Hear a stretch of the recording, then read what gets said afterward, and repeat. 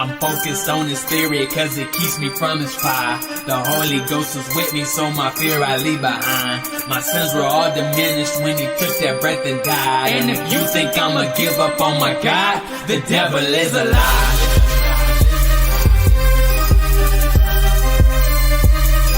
The devil is a lie.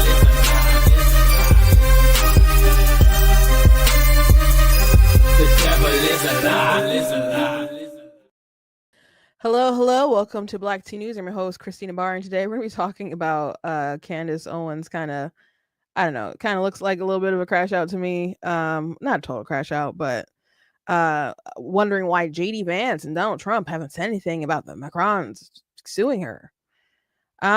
Maybe because that is your business. That is your business. Not that they don't talk about a lot of different things, but according to her, Trump already tried to tell her to back off, and she didn't really. So she's found herself in quite a mess. And I don't know if the case will end up going all the way to trial, but I'm assuming that if they're went through the trouble of filing it and getting with a big law firm that ended up getting Fox News to pay that huge settlement to Dominion Software, they mean business. They mean business. We'll see, if there's any First Amendment protections that can end up, saving Candace Owens by the, skin of her teeth. But she's been saying some wild stuff. So I want to talk about that. I want to also talk about this interesting kind of question that I had for Abolitionist Rising. I follow their content. I like their content. I'm sympathetic with a lot of abolitionist views. But I have friends who are sympathetic with abolitionist views, but they feel like they're a little too extreme. So I decided to ask some questions, and their PR person was kind enough to respond. So I just would like to pass some information along, I guess, to have some people sort of think about it. And also Gaza. I want to talk about the food truck situation. And I saw a video with a protester of Hamas, who's a Palestinian, and talked about how they retain control and so much money and so on right now is that they are stealing the aid and they're selling it on the black market and so on. And there's a report from the New York Post that 90% of the trucks are intercepted from the UN, which the UN reports that a lot of their trucks are intercepted. So a lot of people are like, we need to send more stuff. We need to make sure that the people are actually getting stuff and it's not just, causing Hamas to be more powerful. So those are just things that we need to think about and talk about that not enough people are talking about. But anyway, before we jump into everything, I want to encourage you guys to go blacktees.com, check out different content website, articles, videos, etc. If you like what I do, please consider leaving a donation on the website because it does cost a stream. From my side, all the good stuff you guys can support, I very much appreciate it and appreciate you guys.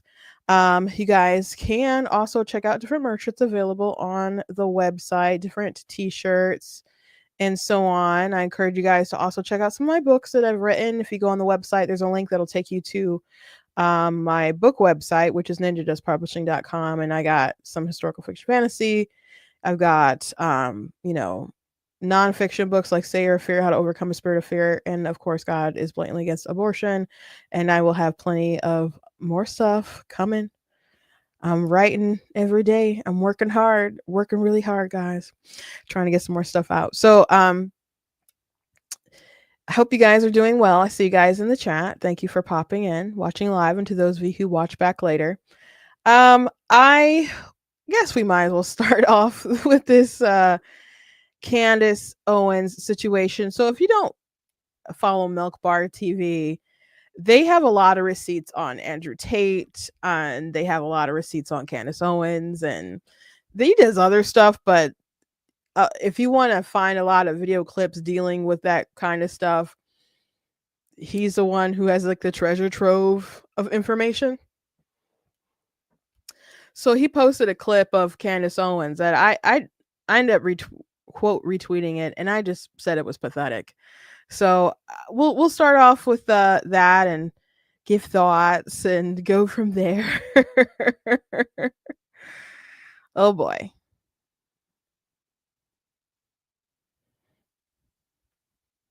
The more that I think about it, the more absurd it is. Now, the Trump administration who purports to care about free speech. That was what they ran on. Of course, they're not doing any of that stuff anymore. They're creating DEI for Israel and pushing through laws to redefine anti-Semitism. But they pretended to care about free speech. And you had J.D. Vance, who went over there to Europe and gave a whole speech, tisk to all of you European leaders that are no longer listening to what your constituents want and are instead punishing them for their speech. If the majority of your constituents think something, you can't create laws and punish them. Like, right, that was kind of the gist of his speech. Like, the markets have decided what they want, and now you're punishing these people. That's crazy, he said. America's going to be a leader. We don't believe in this. We won't support this. Then you have a literal European leader that is basically saying F you to the American Constitution, right? Emmanuel Macron and Brigitte are saying, you know what? We don't like that podcaster in America. And we are going to launch a lawsuit that's never been launched before, an unprecedented lawsuit to impoverish her for speaking. And both J.D. Vance and Trump have not issued a statement. In fact, where are the journalists even asking them to make a statement? Okay, a state leader is speaking about your constituent and launching a lawsuit and saying you're going to impoverish them for executing the First Amendment right. Where are you? If you are Trump, the first thing you should have done, if you purport to care about America and our Constitution, as you're supposed to be the person that's defending that day in and day out, you would come out and you would say, I don't even know whether I believe that she's a man or woman. Doesn't matter, right? I didn't watch the series. Fair. He didn't watch the series. He could even say, like he said to me on the phone, that I looked at her real close on the Eiffel Tower and it looked like a woman to me. Okay, you can say all those things, but you should say it's unacceptable. I'm a leader of this country. It is unacceptable that this leader would threaten the First Amendment in any way. We don't need Pam Bondi rushing to issue a statement about a college male that's been shoved by a student for wearing an IDF shirt, okay? We don't need the federal government getting involved on something so meaningless. But we might need our federal government when it comes to this, okay? The job of the federal government is to defend us against foreign invaders. And I would pretty much say Emmanuel Macron right now is being a foreign invader. But no, they're silent. They are silent. And that's a pretty loud silence right now. Because like, if I remove myself out of the situation, it is crazy that Trump has been silent on this matter, especially after Emmanuel Macron flew and tried to get Trump to shut me up. He knows what Emmanuel Macron is doing and how desperate he is to do it. So why is he allowing this attack on our speech? It's crazy. Okay. Okay, so here's why I think Candace Owens is pathetic. Okay. Oh, the oath is a foreign invader. Oh my gosh. Candace, you said that this woman was a man, not just a man, that the original Brigitte didn't exist and that she was actually her brother. And now she's saying that she did exist, but she must have died. The brother must have died. No. She must have died. And then the brother took on her identity. So the story keeps evolving and getting weirder. Okay. And that's not only the only stuff. There's like, I guess, incestuous kind of stuff implied. And that the Macron, her husband, is like part of MK Ultra and all kinds of other stuff. But the allegation that she is a man, was born a man, will die a man, she doubled down on that after they dropped the lawsuit. I don't mean drop like they stopped the lawsuit. I mean like dropped it like, boom, here it is. She said, you were born a man, you will die a man. She doubled down. I don't know what her lawyers are doing. I don't know what the plan is with her saying all this stuff. But she said that she would stake her entire reputation on it. She said that she would stake her entire reputation on it. So if she's wrong about this, then she needs to kind of go away forever. I don't think Candace will just shut down everything. But that is what she said. Out of all the things to stake your reputation on, that's what she decided to do. That's what she said. I'm not making this up. So I think they do probably want to bankrupt her into oblivion. Now she has a lot of money. She married into a lot of money. Her husband is rich. So she's sitting pretty. I don't think there's a lot you can do to kind of cancel and destroy Candace Owens, but you could like really financially hurt her with a huge lawsuit. And Alex Jones lost a huge lawsuit. And I do think they kind of want her to have Alex Jones treatment. And I do think that they probably think that they're going to get a big sum of money. And I think they want a jury trial and stuff. They don't want to settle. Maybe she'll settle. I don't know. But the same group, the lawyers who they have doing this lawsuit with the Macrons, they hired the same group that went after Fox News for all the Dominion software stuff that they were saying and reporting on. That ended up with them paying like, was it like $800 million? Or maybe it was more than that. It was up there, like really getting close to like $1 billion. And which is way more money than Dominion was making. So they gave them a lot of money. And then they had to get rid of like Tucker Carlson and other stuff. Like that's the same group that like was able to accomplish that. And I think Fox probably said, oh, because there's probably like a bunch of internal stuff that they were already embarrassed about coming out, but it probably maybe would have got worse if they went through the whole thing. So yeah, I think that they want her to financially bleed. I don't know what other way you kind of hurt her. You can't damage her reputation more because it's pretty wacky at this point. But she's the one who decided to stake her reputation on it. So the money that you made, Daily Wire and, doing your own thing, things that you did in the past with PragerU and Turning Point, it's all come to this, Candace, your entire career on whether or not she's a man or she's a woman. And if you're wrong, I think it's pretty obvious that she's wrong. Then I guess it's over. I guess it's over. But that was the bet you decided to make. That was the bed you decided to lay in. So saying, how come Trump hasn't said anything? How come you are a very loudmouth podcaster, and of course you've interviewed him before. He knows you, allegedly called you, but they've just got other things to do. This is an unprecedented sort of thing. It's rare that this happens at all. So that some foreigner sues someone in the United States for defamation. That's unusual.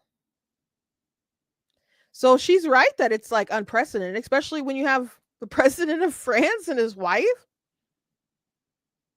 That's incredible.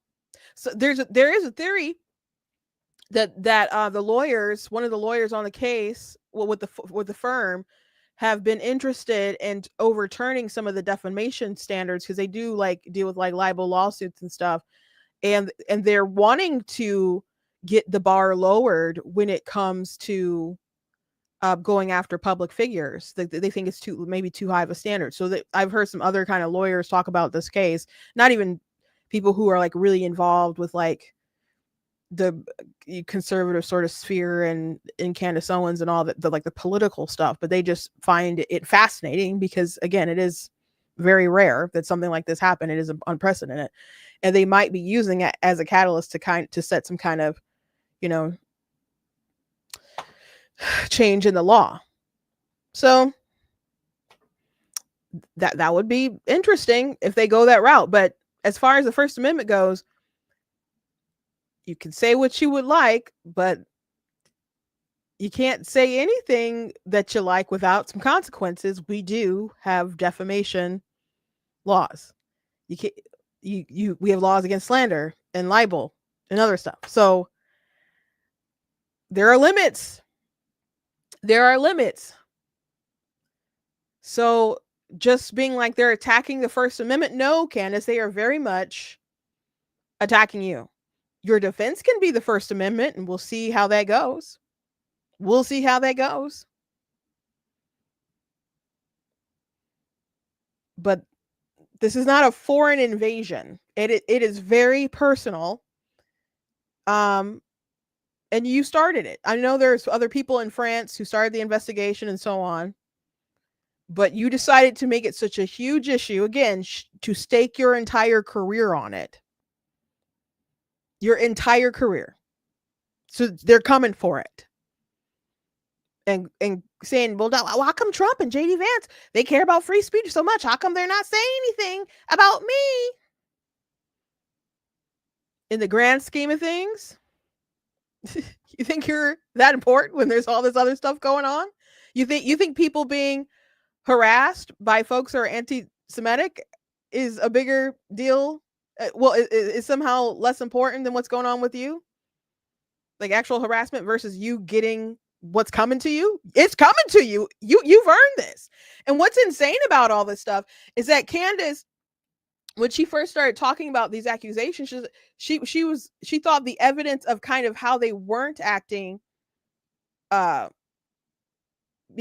they like, well, how come they're not suing? How come they're not doing this? How come? Well, it must be true because they're not going this far. They're not going this far. Well, they kept giving her more rope, and now she can hang herself, like with what she's done. And even her saying, well, Donald Trump talked to her and said, well, I've seen her. She looks like a woman to me. I don't know how true that conversation is. It kind of sounds like it's a little true. Some people said, I don't think that it happened. I think it's possible that he called her. I think it's possible that the president of France maybe mentioned it to Trump. And I think it's possible that Trump maybe called her and was like, can you just kind of knock this off? I think that's possible. And for him to say, she looks like a woman to me, but she does look like her daughter. I mean, she's not, the most attractive woman in the world. And she's old. And I don't know how much work she's done.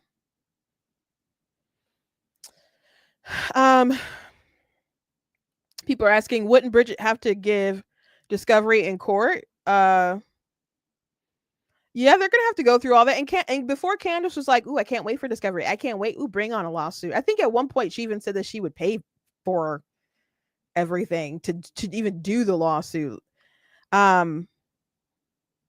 So again, kind of calling this a foreign invasion and saying how come Trump isn't doing anything or saying anything because they're attacking the First Amendment. It just seems weak to me. Like you blatantly asked for this scenario and now it has come. Maybe she can mount up a good First Amendment argument. But you can't just say anything that you want and there be no consequences. Defamation is a thing. Yes, it's a very high bar because they're public officials. And they're public officials in another country. But she is saying all the stuff that she's saying while being in America, an American citizen, operating in the United States of America. So, she is subject to our laws and so on. So there's that. So they got a case, man. And there are things that she claimed, she keeps lying to her audience about the different things that they provide. Like when she was on the Breakfast Club, why aren't there pictures of this? And that they would provide different pictures. And she would pretend like they didn't. Or she would just keep dismissing them. Like someone asked her a question on her show and they said, what if they rig all the evidence? And then she's like, well, I can only hope and pray. And she started ranting about corrupt court systems, et cetera, et cetera, et cetera. And I kept telling people, even if they keep producing more evidence, you guys or Candace Owens will just pretend like it's not good enough. And even if there is a blood test, which maybe they will get to that point in the trial, people will still say that it probably was corrupt, because that's just how kind of deep she is in her conspiracy stuff. Now, maybe, and people are saying, well, maybe she sincerely believes that. And if she sincerely believes all these things, then she's going to get off, because that's how it works. You have to prove malice. But malice isn't just you did these things knowing it was false and you wanted to destroy them. There is a standard of just a blatant disregard for the truth. And when they sent her, birth announcements and voting records of the two separate people of Bridget and her brother, even the articles that she originally read from debunked this, where she learned about it, and reporters reported that they knew both people and had seen both people, so they're still simultaneously existing. But she just will ignore that or omit stuff. And I don't know, her audience doesn't believe that this sort of evidence exists, but they provided a lot of stuff. But she's switching up her stories a bit, but she's choosing to still continuously going down this road. Is it because she's just crazy? I don't know. I think maybe there's something a little off. I don't think she's that crazy. But I just don't think she can wave the white flag at this point.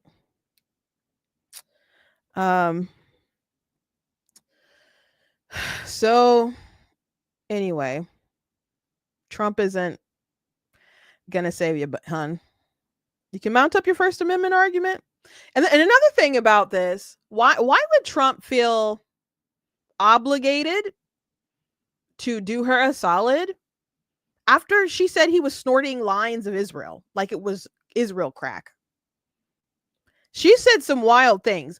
And she also insinuated that he wasn't going after Epstein stuff or releasing it because of like Ivanka, his daughter, and where those allegiances lie.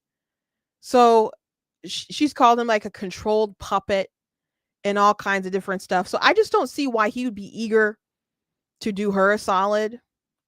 So if you haven't seen that clip of the snorting lines of Israel, I'll show you guys. I would love to have Theo Von welcome President Trump, back onto his podcast to question Trump about his own addictions, because it's unfortunate, but I think he is now just straight up snorting lines of Israel.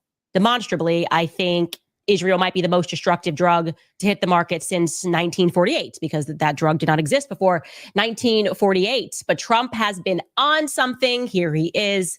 Like many people, once they go and they touch this wall, they become something else. And we just have to acknowledge that these are the signs of addiction. Right now, Trump is on his front porch like an owl. Things aren't making sense.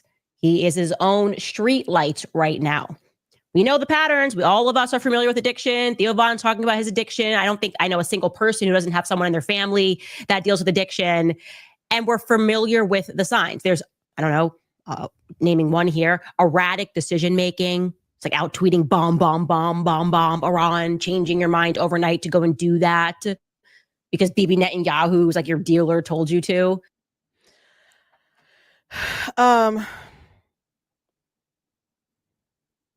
Yeah. I don't know why she thinks he's going to come to her rescue, or JD Vance is going to come to her rescue after she's been saying the most wildest stuff about him. And even before like this year or whatever, if she was saying crazy off the wall stuff and there was some distance and different stuff going on with them anyway. Like I know of an event that she's supposed to be at, I think it was Don Jr. supposed to be at, and phone calls were made to make sure they were not at the same place at the same time. She's toxic, guys. Someone has said Trump should defend the Constitution. That's the whole point. That's her whole issue with Trump. You have a right to sue people for defamation.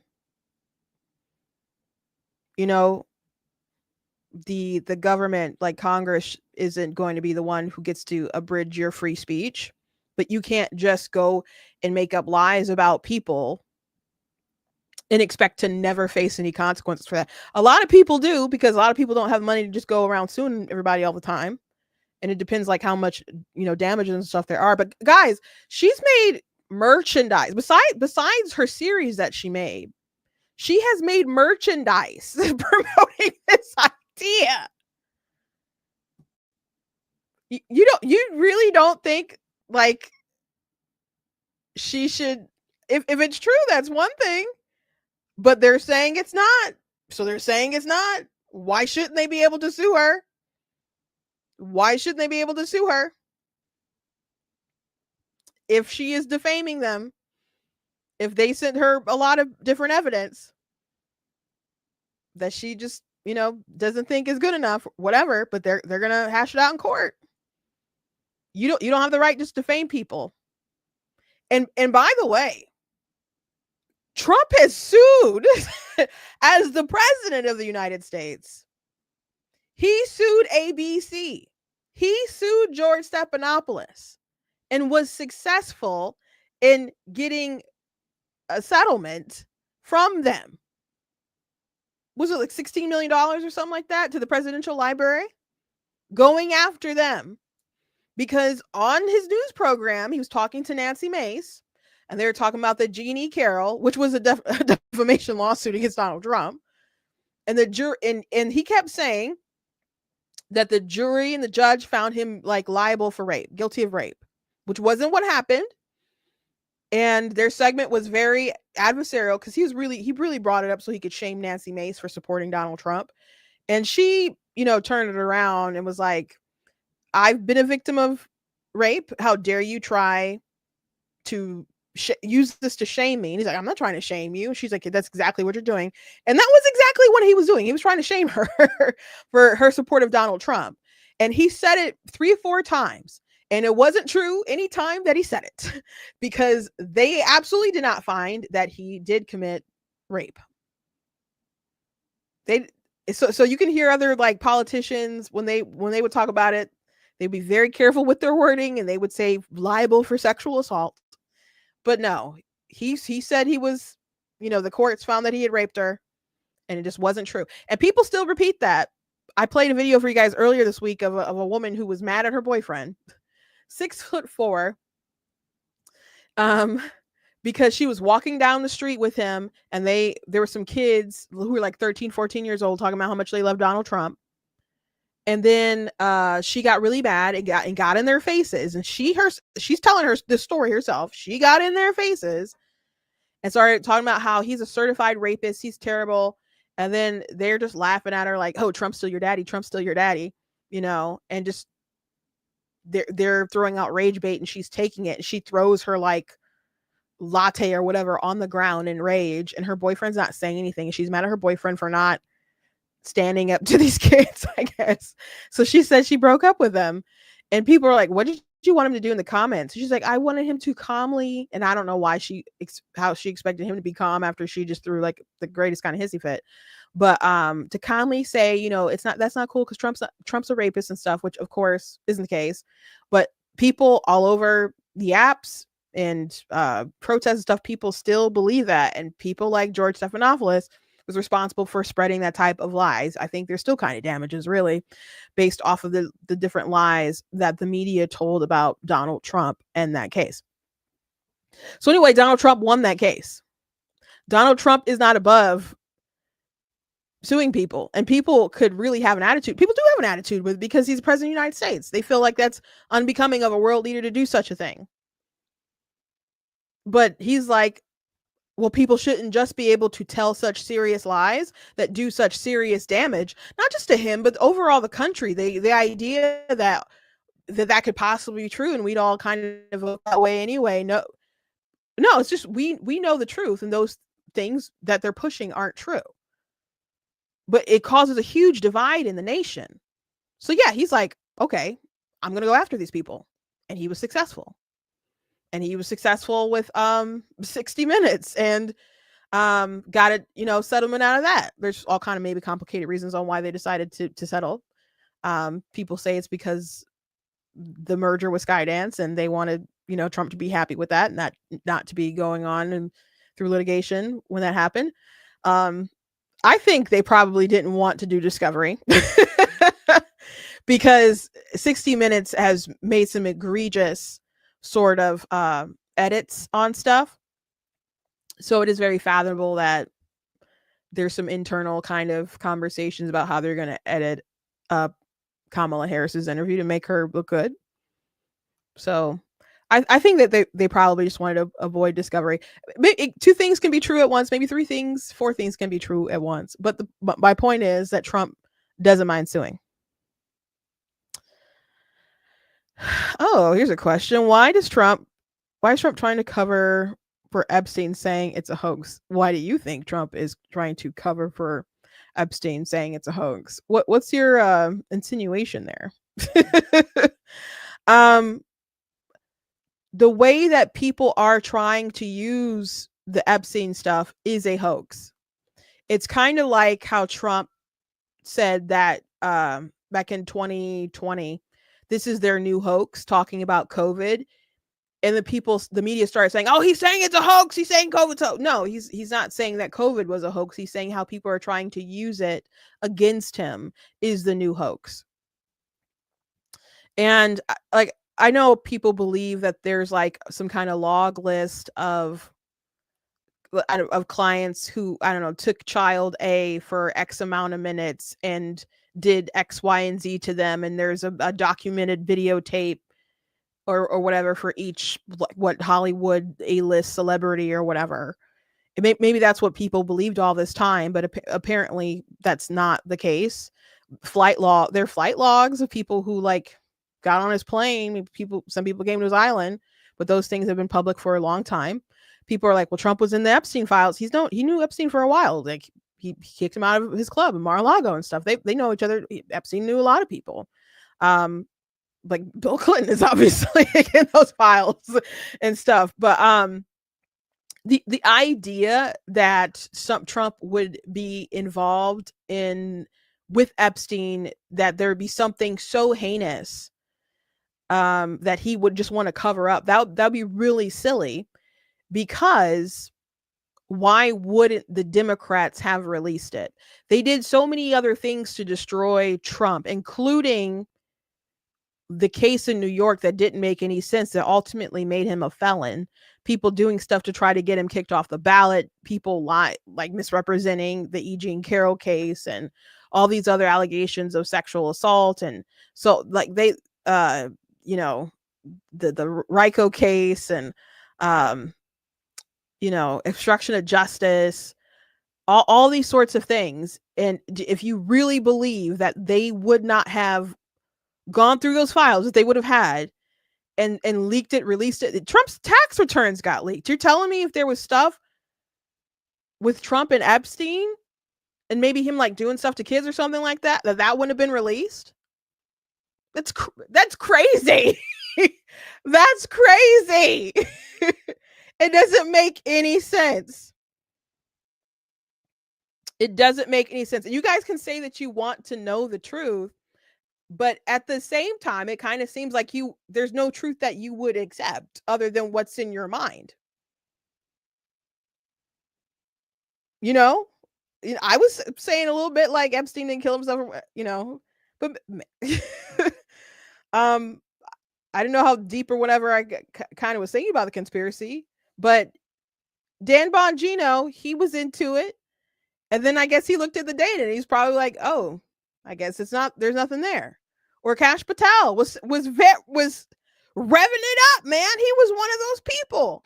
You think all these people were just part of the system now and just gotta wear their fancy suits? They're like, oh, okay. Yeah, we got to cover things up now. For what? For what? For what? Maybe they were just wrong. Maybe they just saw the facts of the case and it wasn't what they thought it was. If you have evidence to the contrary, you can present it. But insinuating that Trump has some kind of dark reason for covering it up, or Candace Owens insinuating that he has some kind of dark reason for covering it up, the dark reason being the Jews, it's a little crazy. They would have released it, guys. They would have released it. They would have released it. There were so many investigations on Trump, and his life was already so public anyway. And again, the Russia collusion hoax and spying on his campaign, all this stuff with the election stuff that happened after 2020. And all they could really end up getting him on was that he paid back his lawyer for paying off a porn star. And that should have been a misdemeanor, because how they tried to tie it to campaign finance law isn't how campaign finance law works. And then he became a felon. That's all they could get him with at the end of the day. I'm surprised that they couldn't fabricate something better. I mean, they pushed out hoaxes and stuff, but they eventually fell apart at the light of day.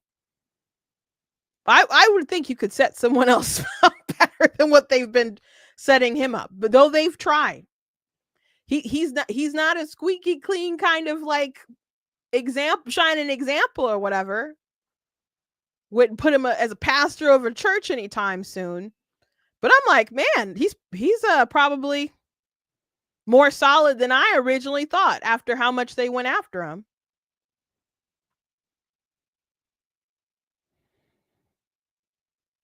Esther, why Trump asked, why are we still all talking about Epstein? Because he's probably annoyed that so many people are so focused on that when he has so many other wins. He has so many other wins, and then there are kooky people, that are just so focused on this thing. They don't have any there, and people don't want to accept it. So now they have all these different conspiracies, and it's a distraction. It's became so much of a distraction that the Democrats have now latched on to it and are pretending there's all this nefarious sort of stuff, re-releasing kind of new information where there are no nothing burgers, but the headlines are salacious. So people are like, oh my gosh. Because frankly, there's a lot of right-wing grifters who want to continue making it an issue, who did make it a big issue and can't kind of let go. And Trump didn't get it. And he's probably really annoyed, probably pissed off. But now the left has latched on, and now, yes, we are still talking about it because folks, we don't want to let it go.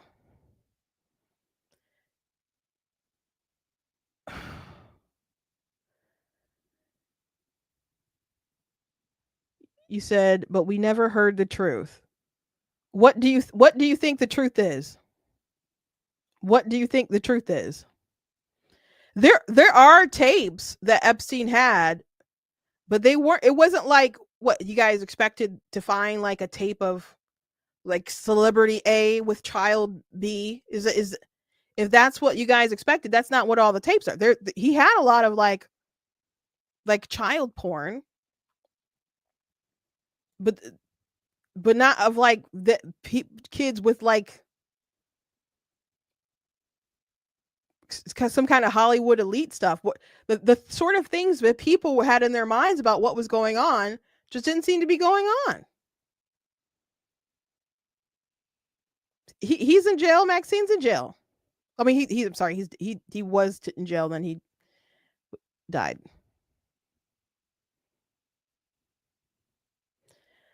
You said, I don't know. I'd like to know. There is no client list. There is no client list. There's no list. What do you think the list is? What do you think the list is?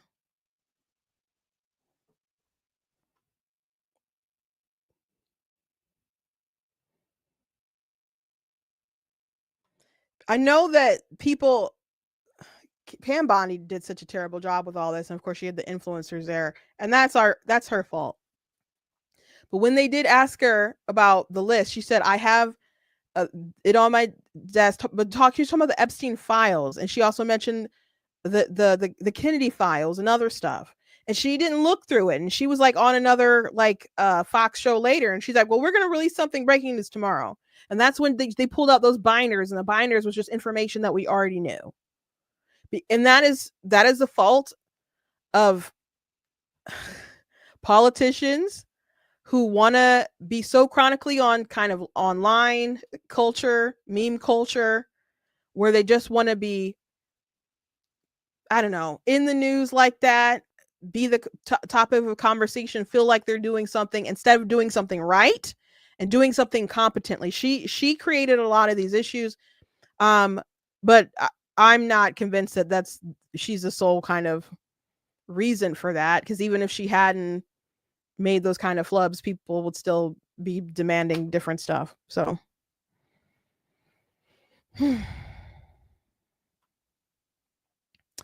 anyway, Candace Owens isn't gonna get Trump to be able to knock this down. And if I was Trump, I wouldn't really want to touch her with a 10-foot pole anyway. And she staked her whole reputation on this. And if she's wrong, she's wrong. And she's wrong, but she's got to be a big girl and suck it up. She just probably really thought that she could say whatever she wanted, sell the t-shirts and all that stuff, and not really face those sort of repercussions. Anyway, I want to move on. So I had an interesting conversation today with Abolitionist Rising. Abolitionist Rising does great work. They have a huge like kind of YouTube channel. They do like street work, talking to people about the subject of abortion, and they're very bold. They're different. An abolitionist is different than someone who's pro-life, though the ideas and stuff can overlap. But abolitionists believe in one, criminalization of anyone who, if let's say abortion was illegal, the criminalization of the person who commits the crime of illegally having an abortion. And a lot of pro-lifers like Lila Rose and like Live Action and Students for Life and other organizations, they believe that the woman is the victim, and only like doctors and so on, you know, who know better should be the one facing consequences for illegal abortions and stuff. I don't really think that position makes a lot of sense. But there are a lot of pro-lifers, people who identify as pro-life, who agree with that sentiment. But as far as the major organizations, they don't believe in criminalization, and that's not the sort of legislation that they push. But another big thing is immediatism.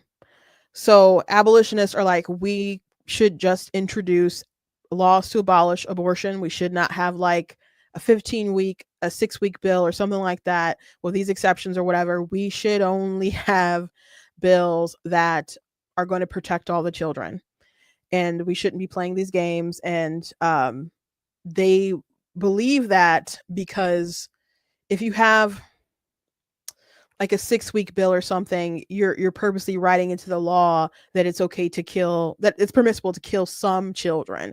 And they're like, that is evil. That child at 6 weeks is made in the image of God. They put like religion like really forefront of their argument, of their beliefs and stuff. They don't try to like hide it or whatever. Like some pro-life organizations or debaters will be like, no, I'm just going to argue secular. I'm just going to argue secular. They'll argue secular points, but they're like, no, when I'm trying to enact justice because that's what God wants me to do. So that's their viewpoint. There's other things as well, but that's kind of the main thing for the conversation. So anyway, I was scrolling on Twitter today. I'm sorry, TikTok today, rather. And I came across a video from a friend of mine, a mutual of mine, and she has sympathies for the abolitionist position. Like, I believe that she's also for criminalization. But hold on.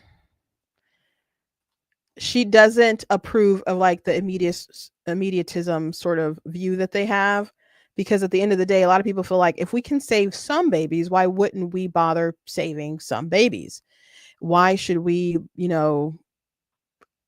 trash like a heartbeat bill if the option is a heartbeat bill or abortion up to 9 months? Like, why wouldn't we just kind of take what we can get? And that's a fair question. And I thought it was worth it because I know like some of these guys are pretty active on X and will respond. So I decided to reach out so I could get some information from them about their position. So this screenshot will be of Evelyn. She's a very smart pro-life debater, but she does debates on TikTok all the time. She used to be like a pro-choice Democrat, leftist actually, I think. But I asked the question. I said, this is a screenshot from a prominent TikTok pro-life debater. She's sympathetic to some abolitionist positions, but she feels it's too extreme. Can you address this point? Because I assume you would condemn pro-lifers for writing unjust laws. But if the only option was truly to save a heartbeat bill or abortion all 9 months, then you'd save the heartbeat bill. That's what you guys did in Florida. You campaigned against the abortion proposal. But when I told this to that pro-lifer in the post, she thought that was hypocritical of your worldview. So can you flesh this out for me so I can relay the message? So in her video, there was like sound behind it. I don't remember the sound, but she said, abolitionists, oh, should we vote for the bill that will save thousands? Should we stop people from stumbling to slaughter? Nah, let's just allow abortion all 9 months to continue. So that was her TikTok. So I added Abolitionist Rising, Russell T. Hunter, who's like in charge of that, and then also Sam Riley. And Sam does he's a media director for Abolitionist Rising. So he responded. Usually, if you Sam is the one who usually responds if I have a question or something. So if someone has a question with these issues, Sam is probably the best one to kind of add. He said the problem with heartbeat bills is that they don't save any children. The numbers don't lie. Abortion is up in every red state. Telehealth abortion has exploded and evolved the abortion industry. It turned Blockbuster into Netflix. So I think that's an interesting point. I mean, I guess pro-life organizations would dispute that as far as the numbers. Because they'll have talking points like, oh, they're going down and stuff. But we do have the abortion pills that can cross state lines, and people who, besides the telehealth stuff, which there was a case in New York where a mother, I can't forget what state she was from, but she got pills from New York via telehealth because she didn't want her daughter to have the baby, and she like made her daughter have the abortion. And so the mom is being charged, and they're trying to charge the doctor in New York. So that's an issue and a thing going on now.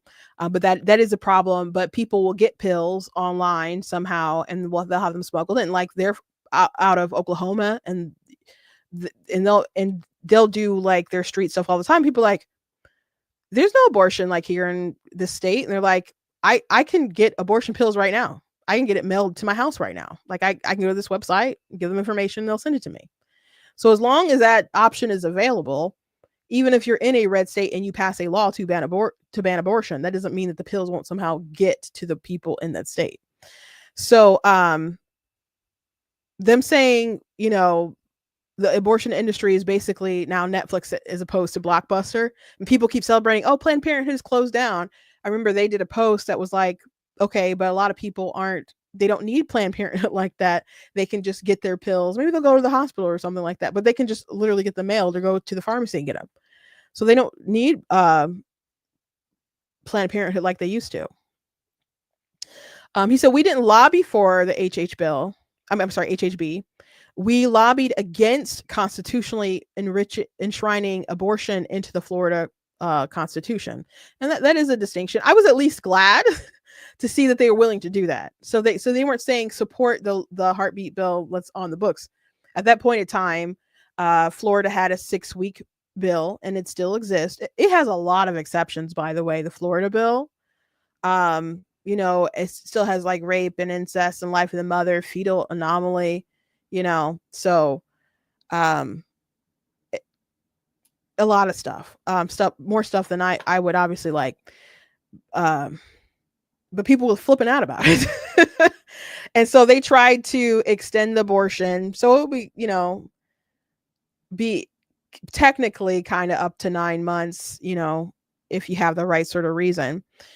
And they lobbied against enshrining that into the Constitution. I was glad to see them do that. But they weren't lobbying for the law that was necessarily on the books, but it was obviously better than the alternative. So I was glad to see their activism. Every pro-life bill involves sacrificing some children in the hopes of saving others. It's a satanic play, and the devil is a wily serpent.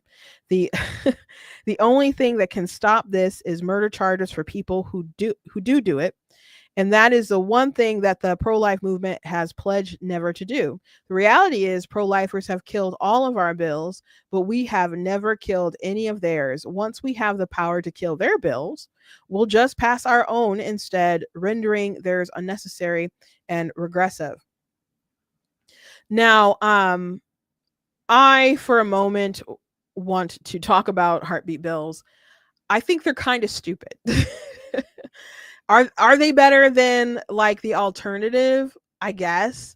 I mean, if the alternative is like no restrictions on abortion at all, like sure, I guess. But first of all, the reason why they are passed is because it's meant to be kind of sneaky and dishonest. Because by the time you find out that you're pregnant, it's very likely that they will be able to detect a heartbeat for the baby. Unless you got some super senses and you catch them at like, 3 weeks? Like, by the time you find out that you're like 5 weeks along or something like that, they're going to be able to detect a heartbeat. And when like, oh, heartbeat's detected, so the baby is protected. So what they're really hoping to do is to have a ban, a kind of a total ban, without being able to say it's a total ban. So that's sort of the logic behind it. But it also, I think people kind of think, oh, my heart's beating, I'm alive. It stops beating, I'm dead, right? So, oh, we can hear this baby's heartbeat. They must be alive. So maybe it's tying people emotionally to something, that they associate with. And I get that politically, but we are still kind of misinforming people about when life begins. Life begins at conception. It's not at the heartbeat. So if someone did know that they happen to be pregnant at 3 weeks and maybe the machines don't quite pick up that or whatever, that baby's not protected. And I think that would be a real shame. I think that would be egregious, but we are kind of misinforming people on what to value. So that's also an issue too. And because we're, not properly teaching people on what they should value and when we should be valued and valuable, we are saying that some children shouldn't be protected from violence. All the children after that, they can be protected. The ones prior to 6 weeks, they shouldn't be protected. And for someone to purposely write that into law, I don't think that's right. So I agree with their sentiments about them. Overall, like should someone purposely write that bill? I don't think so. Like if you're gonna go that route, you should just be like, okay, we're not going to allow that. I don't think drawing a line at some kind of gestational age makes any sense anyway, because they're the same human throughout all those different weeks where you'd want to exclude them. I think if you were going to have any sort of reasons for abortion, well, I guess exceptions for where you would allow abortion to happen, they have to be based on reasons. But then the reasons you give, you'd have to find them justifiable enough to end someone's life. And a lot of that logic you wouldn't apply outside of the womb. Logic that you would apply outside of the womb is if your life is actually in danger, so to preserve your own life. But that's the exception that all the laws make. You may hear someone say that they shouldn't have that abortion is never medically necessary, but there are situations that they'll acknowledge where you may need to induce a situation where the baby might come out early and then they won't survive. So to me, it just really makes sense to just flat out just accept the exception of the life of the mother and not add that unnecessary confusion. And then the ethics are completely different than your life being in danger versus you doing it for some kind of lifestyle issue. So I think people should just, I don't know, whether you're abolitionist or whatever, to just go ahead and say, if it's for the life of the mother, but that very rarely happens, and that's very rarely why women have abortions. So what are you really losing by just kind of saying that exception? So anyway, I see why they don't like heartbeat bills. I understand that.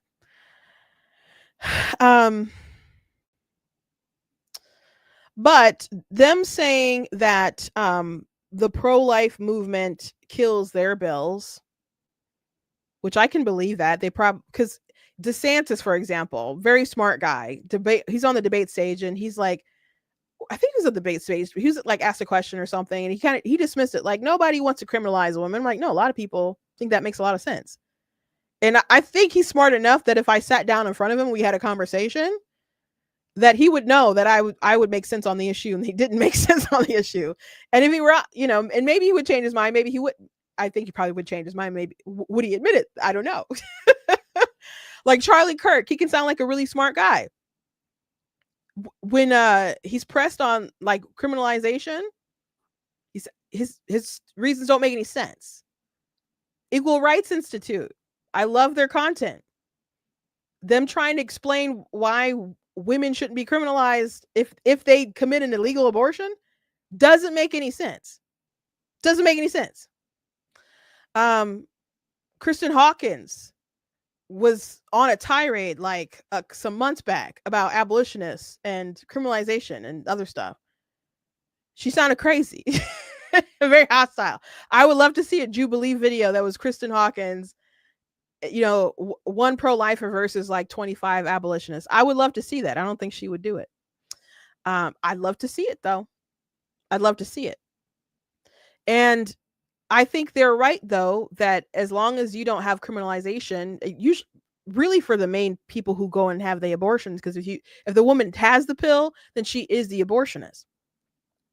You're going to continue having abortion because they can still try to get the pill somehow and then take it. And you can say, well, we could charge people for trafficking the pill. Okay, you would put the mothers in jail for trafficking in the pill, but you don't want to put them in jail for killing their baby.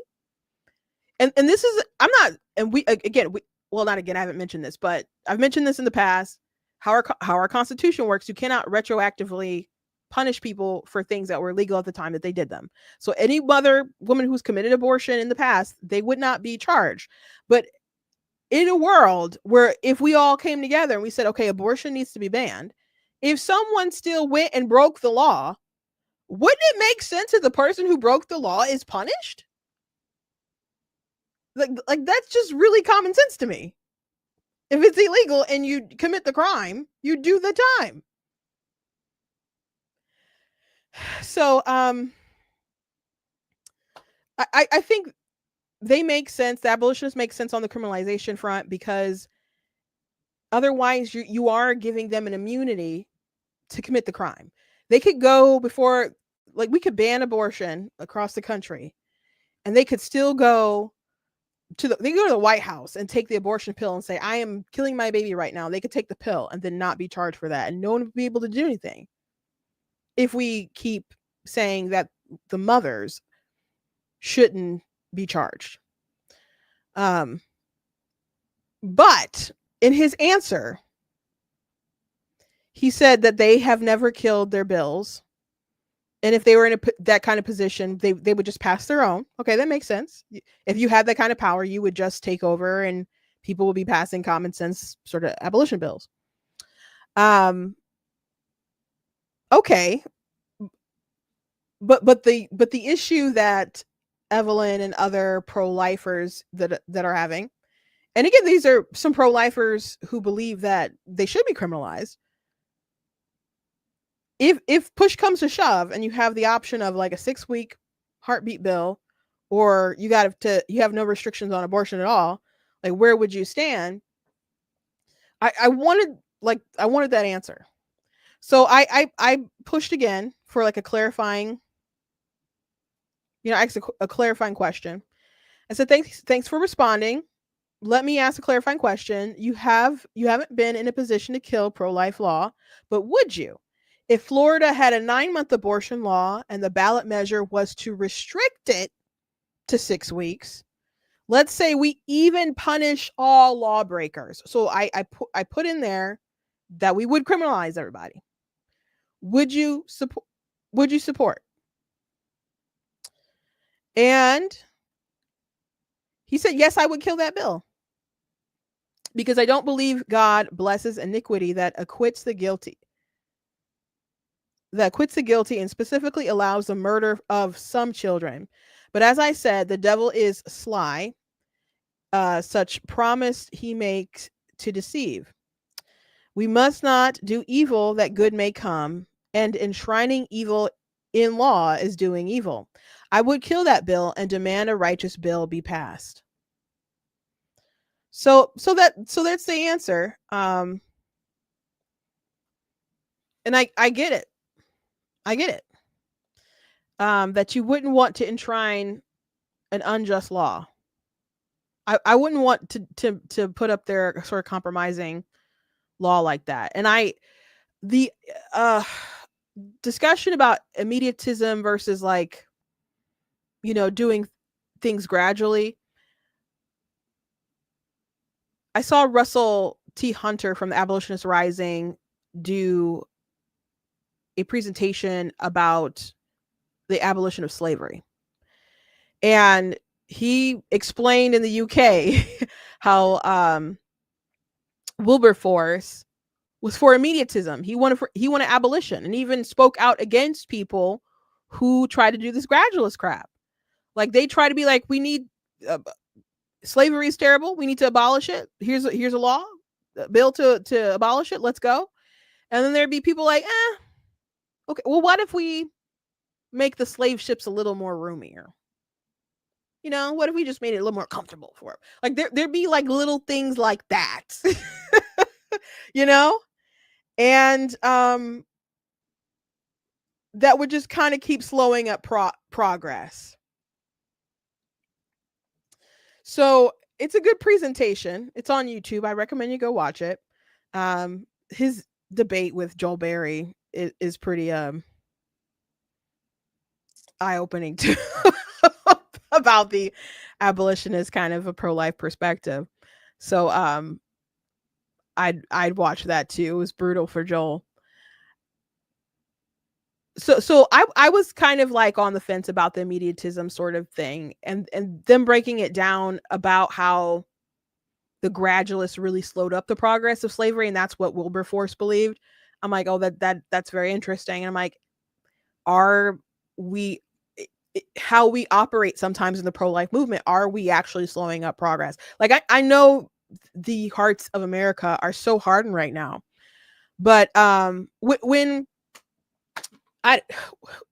Nikki Haley gets up on the debate stage and says things like, well, can't we just agree that no one should be locking up women and no one should be doing, I'm like, why say it like that as if you've really debated it?